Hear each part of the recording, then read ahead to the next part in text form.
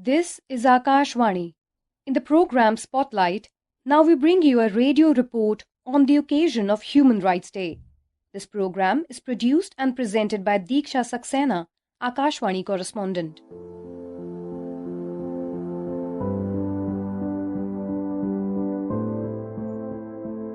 Human Rights Day is observed on 10th December every year, commemorating the anniversary of one of the world's most groundbreaking pledges, the Universal Declaration of Human Rights. This year, the theme is a call to acknowledge the importance and relevance of human rights in our everyday lives. President of India, Draupadi Murmu, graced Human Rights Day celebration organized by the National Human Rights Commission (NHRC). In her address, she emphasized on the importance of ensuring equitable digital environment that protects the rights and dignity of all. Let's listen to a report from our correspondent Anupam as he gives the details of the celebration that took place in the national capital today. President Draupadi Murmu has stressed on the importance to ensure equitable digital environment that protects rights and dignity of all. Addressing Human Rights Day program organized by National Human Rights Commission in New Delhi today, the President said that cybercrime and climate change are new threats to human rights. As we progress into the future, we are confronted with emerging challenges. Cybercrimes and climate change are new threats to human rights. The digital era, while transformative, has brought with it complex issues such as cyberbullying, deepfake, privacy concerns, and spread of misinformation. These challenges underscore the importance of fostering a safe, secure, and equitable digital environment that protects the rights and dignity of every individual. President Murmu said India stands as a shining example before the world by implementing policies for poverty alleviation, hunger eradication, and offering equal opportunities to youth. She emphasized that India, with its civilizational heritage spanning over 5,000 years, has long upheld values of empathy, compassion, and the interconnectedness of individuals within a harmonious community. The President commended National Human Rights Commission for playing a proactive role in addressing violations, bringing awareness, and recommending policy changes to uphold the rights of the marginalized. On the occasion, President Murmu released 3 publications of National Human Rights Commission. Acting chairperson of NHRC, Vijaya Bharati Sayani, said, "Human rights serves as a powerful reminder of fundamental rights inherent to every individual, irrespective of their identity or background." UN Resident Coordinator for India, Shombi Sharp, read UN Secretary General Antonio Guterres' message on Human Rights Day. Mr. Sharp said, "India has long been the strongest champion for the Universal Declaration of Human Rights itself." A national conference on mental well-being was organized on the occasion. Anupam Mishra, Akashvani News, Delhi. The President in her address highlighted that cybercrime and climate change are the new threats to human rights. In the fast-paced world, the development is ought to happen. Likewise, the ever-evolving digital environment is a boon but might have some repercussions as well. We spoke to Mr. Abhishek Singh, Additional Secretary, Ministry of Electronics, Information and Technology, on efforts of the government to ensure a fair digital environment. As you're aware, today we are celebrating the Human Rights Day, and the President in her address today very categorically said that the digital era, while transformative, has brought with it complex issues such as cyberbullying, deepfake, privacy concerns, and the spread of misinformation. These challenges underscore the importance of fostering a safe, secure, and equitable digital environment. Mr. Singh, I would like you to explain this to us, how as a society and how the governments can ensure that an equitable digital environment is created to protect the rights and dignity of every individual. I would agree totally to what Honorable President has said. And today, the concept of human rights, digital rights become very, very important component. And when we talk of digital rights, there are certain components to that. Like the first and foremost is about access, equitable access to technology, equitable access to devices, and an ability to learn how to use technology. So in this regard, right from the inception of Digital India, digital inclusion has been the focus of the government. In that sense, the endeavor is that when we implement online services, when we implement Digital India projects, we should not create digital haves and digital have-nots. So for that, common service centers were planned wherein citizens who do not have a device or who do not have connectivity or who do not have the understanding to use the technology, they can go and get assisted access.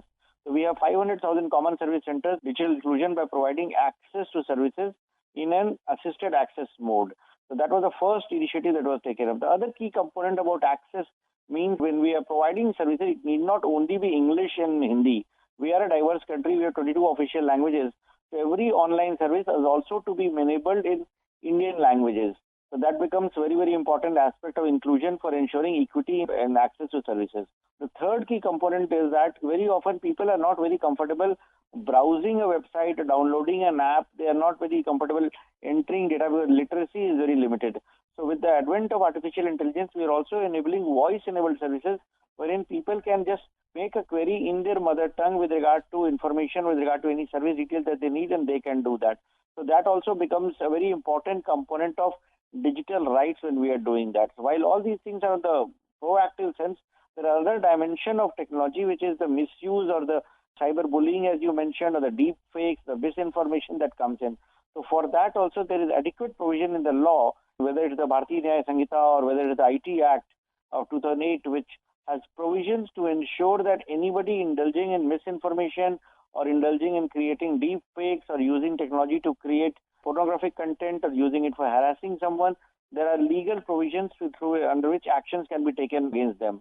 In addition to that, the Government of India also enacted the intermediary guidelines and rules in 2021, which brings it the responsibility of the social media platform through which many of these deep fakes and misinformation is propagated, that it will be their responsibility also to remove content that is found to be either deep fake or misinformation or violating social norms, something that is pornographic or leading to child sexual abuse or can have a potential to cause a law and order problem. So in these categories also, there is an obligation on all the platforms to remove such content as and when the government or the competent authority points it out to them. So all these measures with regard to enabling access as also making provisions for ensuring an equitable access has been the part of India's Digital India story so far.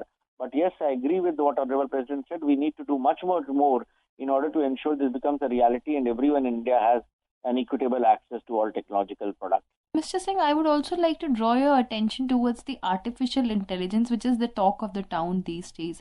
The Honorable President also spoke about it. Could you please enlighten our listeners that how we can be safe from the negative impact of the artificial intelligence? Artificial intelligence, while it's a boon, in many ways it's a lot of services the people are using, especially the generative AI after ChatGPT and AI-based solutions on WhatsApp with Meta AI and all has come. All of us are using it. But at the same time, we have to be aware of the risks it poses. Very often, first and foremost is that most of the models which are there today, whether it's OpenAI, ChatGPT, Meta, Google or Claude or Grok, all of them are trained on Western data sets. So the possibilities of they giving wrong outputs is very, very high. It's not that anything coming on AI-based solution is 100% correct. So whenever we are using it, we have to be cautious that it may give us wrong answers because they are trained on data sets which are not Indian. They're trained on a different kind of data set. Sometimes it just cooks up answers, which we very often in the technological world is called as hallucinations, but all users are to be aware of that. Second is that use of AI to create images which can mislead people. So that's amounting to fraud, that's amounting to cheating, that can also be used for harassment and that can be used for various kinds of criminal activities. For that also there are enough provisions under the law, whether it's Section 67, 68, Section 66 of IT Act and provisions in the Bharatiya Nyaya Sanhita, which includes if there's a cheat case or cheating by providing misinformation, it amounts an offense. So under these provisions, action can be taken. These are punishable offenses. So one has to be aware that this can be there. Every image and every video that I see on social media might not be authentic. There are measures which are being taken to ensure with the watermarking of such images, to identify such images automatically when you see it, but that has not yet become a mandatory requirement for everyone. But the entire world is trying to grapple with this problem and trying to come out with technological tools and solutions to ensure that such AI generated deepfakes or videos are kind of watermarked or are kind of flagged that it's been generated by AI. Once that happens, you'll be able to make people much more secure than what we have right now. Thank you so much, Mr. Singh, for sparing your valuable time and enlightening us. Thank you. Thank you. A national conference on mental well-being, navigating stress from classroom to workplace was also organized today by the NHRC. The conference aims to explore the psychological impacts of stress at various stages of life, from education to employment, and propose recommendations to promote mental well-being across different sectors. Let's listen in to Dr. V.K. Paul, Member Health, Niti Aayog, as he addresses the inaugural ceremony of the conference. Health is a human right, and by extension, mental health indeed is a human right. Indeed, all of us are predilected to have mental health issues of various level at some point in our lives. So how to create a society which has a positive state of mental health? And I must say this is a paradigm which is not fully cracked even in global health systems. It's work in progress. I had the opportunity to speak to Dr. Tedros, the DG WHO headquarters, and I said, do we have a measure of positive state of mental health? And he says, we don't have a metric of this. We need to work on something of that nature. How do we measure? We know the problem, we feel the problem, but is there a metric? We need to think in this direction as well so that we can measure our progress, overarching progress, but this is one aspect. We need to ensure that there is access for help when needed. In privacy, Telemanus is trying to do the same thing, but so much more of this should happen at workplaces. How do I seek help? NHRC, you are the right forum to ignite these ideas and put it on all of us to see how to go forward. Several events were organized today on the occasion of the Human Rights Day. Chief Justice of India Sanjeev Khanna launched a special campaign for old prisoners and terminally ill prisoners. This campaign aims to assist prisoners who are above 70 years and prisoners with terminal illness in being released from prison through focused and individual-centric interventions. NALSA today launches a special campaign for old prisoners and terminally ill prisoners, an initiative reinforcing our commitment to compassionate justice. Through systematic identification of elderly prisoners above 70 years and those suffering from terminal illness, this campaign will facilitate legal services and ensure that most vulnerable prisoners population receive justice and dignity they deserve. Akashvani correspondent from Agartala, Kunal Shinde, also reports on the celebrations which took place today. Tripura Chief Minister Dr. Manik Saha today said the three new criminal laws, namely Bharatiya Nyaya Sanhita, Bharatiya Nagrik Suraksha Sanhita and the Bharatiya Saksha Adhiniyam implemented in the country are meant to strengthen the human rights of the citizens. Speaking at a program to commemorate the International Human Rights Day in Agartala, Dr. Saha said the groundbreaking three new criminal laws that recently evolved and adopted by the central government, headed by Prime Minister Narendra Modi, have also focused fundamentally to guarantee safeguarding the rights of women and children. He said with regards to provisions in the laws, the victim can register case against the culprit from any corner of the country. The stringent provisions in the law enables law enforcement agencies to seize the property of the accused if he is on a run for a long time. The criminal laws demands filing of charge sheet in 60 days and conviction in 90 days. Dr. Saha noted that fundamental rights and constitutional rights encourages individuals to raise voice against any kind of atrocity or discrimination when it comes to safeguarding the ethnic as well as educational rights. Kunal Shinde, Akashvani News, Agartala. The words of the President will go a long way in ensuring equal rights and dignity of all the citizens.